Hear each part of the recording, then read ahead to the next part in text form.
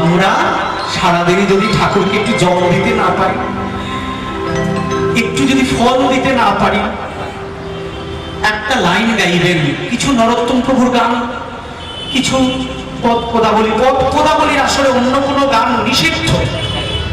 কেন? কীর্তন একটা সেবা।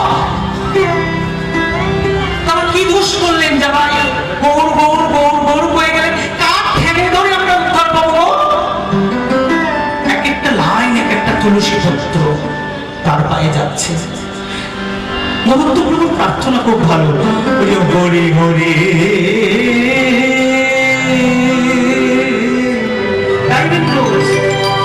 বিফলে জন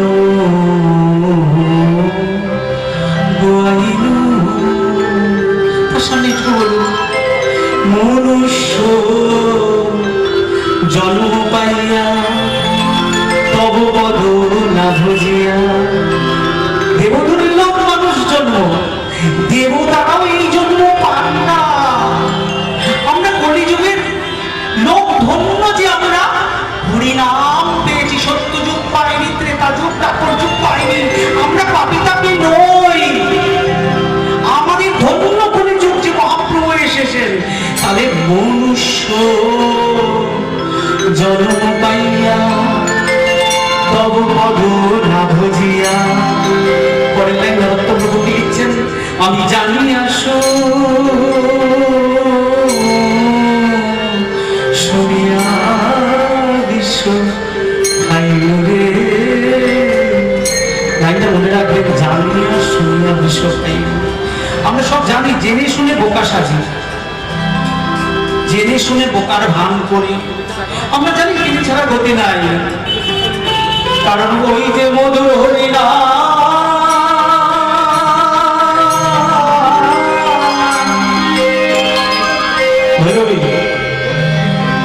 এই গানটা মনে রাখবেন, কলির যুগের লীলা বোঝার ক্ষমতা নেই, রাধা তত্ত্ব বোঝার ক্ষমতা আমাদের সেই যোগ্যতা হয়নি।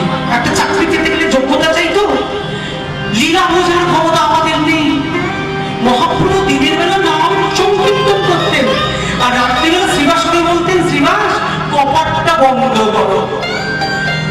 তিনিও ভয় পেতেন। কেন?